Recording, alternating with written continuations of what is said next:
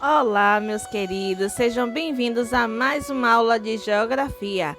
E o assunto que nós iremos estudar hoje se chama A Chegada dos Povos Africanos. Então, todo mundo pega o seu módulo na página 13 e vamos começar. Creio que todos já abriram, né?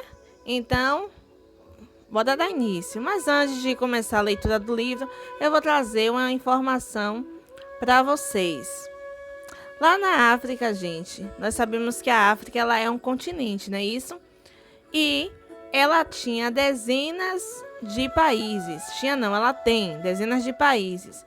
Sendo que os povos vieram ao Brasil a partir de diferentes territórios. Portanto, gente, é muito importante a gente lembrar que cada um desse povo africano que foi trazido de lá do continente, cada um povo ele tem a sua particularidade histórica, étnicas e culturais. Ou seja, todos os africanos que vieram para cá não eram todos iguais. Cada um tinha uma cultura diferente, tinha uma história diferente e tinha uma etnia diferente. Porque a África ela é um continente, ou seja, ela é muito ampla, certo? Nos meados, gente, do século XVI até o século XIX, aproximadamente 4,4 milhões de africanos cruzaram contra a sua vontade o Oceano Atlântico até chegar ao Brasil. Eles foram trazidos como escravos pelos colonizadores europeus para trabalhar principalmente nos engenhos de cana-de-açúcar, plantações de café, extração de minérios e atividades domésticas. Aí no livro de vocês tem a imagem, né, do nosso elevador Lacerda, que fica aqui em Salvador. Aí ao lado da imagem tem assim, vista panorâmica da Baía de Todos os Santos. Na atualidade, esse foi um dos principais locais de chegada dos povos africanos ao Brasil entre os séculos 16 e 19. Então era por aí, né, pela Baía de Todos os Santos, que os escravos eles chegavam nos navios aqui para o Brasil. No Brasil, os povos africanos também não aceitaram pacificamente tanta violência e continuaram resistindo à escravidão. O maior símbolo da luta desses povos eram os quilombos. E o que eram os quilombos? É dos lugares organizados para abrigar os escravos que buscavam a liberdade. Em 20 de novembro é comemorado o Dia da Consciência Negra, mas a gente tem que lembrar que a consciência negra nós temos que ter todos os dias, certo? A data marca o dia da morte de Zumbi dos Palmares, que lutou no Quilombo dos Palmares pela liberdade dos escravizados e se tornou um dos mais importantes símbolos de resistência à escravidão.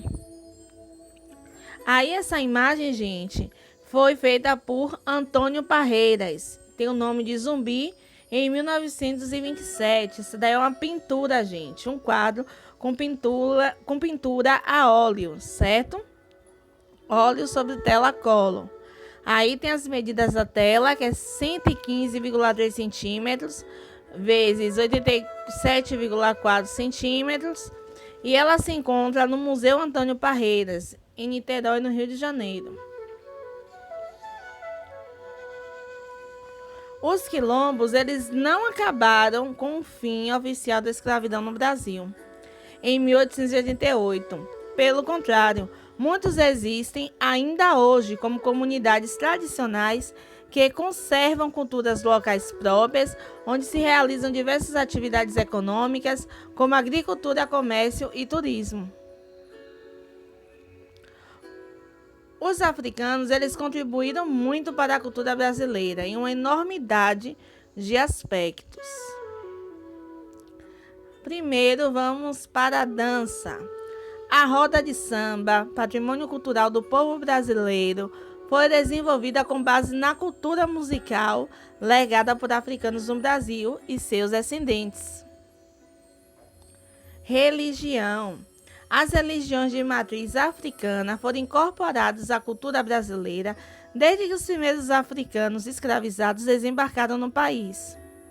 do sincretismo de crenças entre os diferentes povos africanos que aqui chegaram, inclusive com a cultura dos indígenas e dos portugueses, muitas religiões surgiram, como o candomblé, o batuque e a umbanda.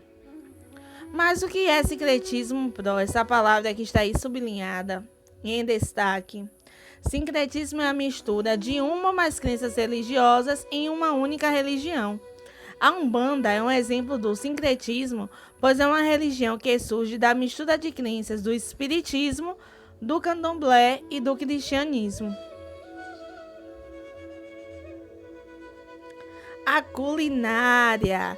Diversos pratos regionais, como o acarajé, a pamonha e o feijão preto, em todo o país, entre outros, são produtos de influência africana sobre a cultura brasileira.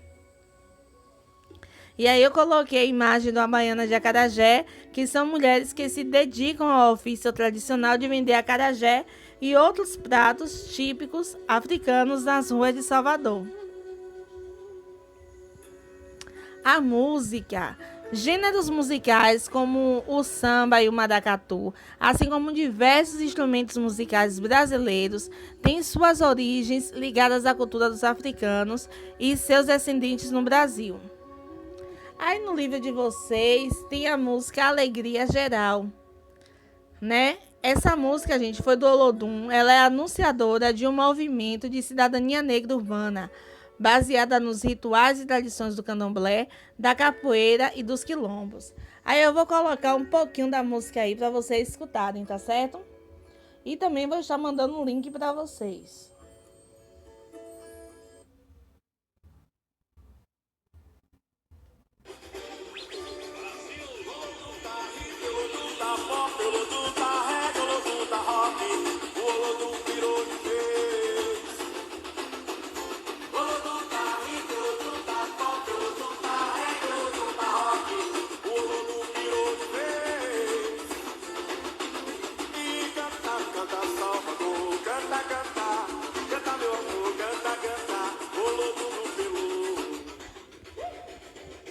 Então aí vocês deram para observar, né,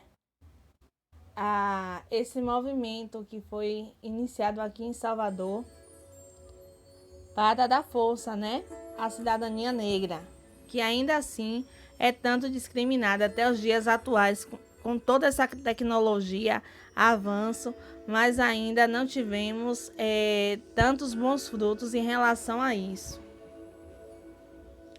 Elementos linguísticos. A língua portuguesa tem influência na língua indígena tupi e também de línguas africanas. Diversas palavras que utilizamos no dia a dia foram trazidas pelos povos africanos para o Brasil, como dengo, neném, quintanda, samba, moleque, entre tantas outras. Aí o que é quintanda? É a palavra de origem africana para designar barracas comerciais, aceiras espalhadas pelo país. Fubá é a farinha de milho utilizada em diversos pratos da culinária brasileira. Também é uma palavra de origem africana. Marimbondo, inseto capaz de causar ferroadas doloridas nas pessoas. É uma palavra africana que remete a vespas. Quitutes, palavra africana utilizada para designar pequena porção de comida apetitosa antes da refeição principal.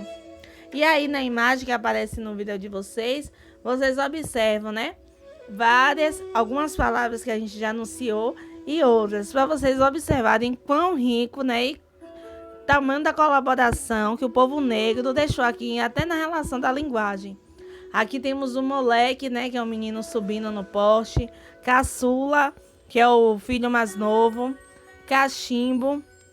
O dengo, né? Onde tem um casal aqui. O cafuné. A cuíca, que é o instrumento. Candomblé, que é um sincretismo, né? O axé, que é um ritmo musical. Muvuca, abadá. A quintanda, que acabamos de falar. O fubá também. Dendê, cachaça, macumba. Todas essas palavras, elas têm origem africana. E agora tem a página, né, 16 e 17, onde eu vou estar ajudando vocês a responder, certo? Primeira questão. Marque V para as alternativas verdadeiras e F para salsas. Letra A. Os africanos chegaram ao Brasil entre os séculos 16 e 18, capturados e escravizados. Verdadeiro. B. Os africanos eram obrigados a trabalhar como escravos nas plantações de cana-de-açúcar, lavouras de café, extração de minérios e atividades domésticas. Verdadeiro. C. Os povos africanos aceitaram a escravidão sem resistência. Falso. Letra D. Quilombos eram locais onde os povos africanos buscavam abrigo e liberdade. Verdadeiro. Segunda questão. Quais contribuições africanas para a cultura brasileira foram mencionadas neste capítulo? Dê exemplos dessas contribuições. Os africanos contribuíram para a cultura brasileira em uma enormidade de aspectos: dança, música, religião, culinária e elementos linguísticos. Terceira questão. O selo a seguir homenageia os quilombos do país. Sobre ele, responda. Letra A. Qual local está representado no selo? O Parque Memorial Quilombo dos Palmares. B. Qual é a localização do Parque Memorial do Quilombo dos Palmares? No município de União dos Palmares, no estado de Alagoas. Letra C. Qual foi o ano em que os Correios do Brasil lançaram este selo? No ano de 2012. Letra D. Descreva o tipo de moradia que está ilustrada no selo.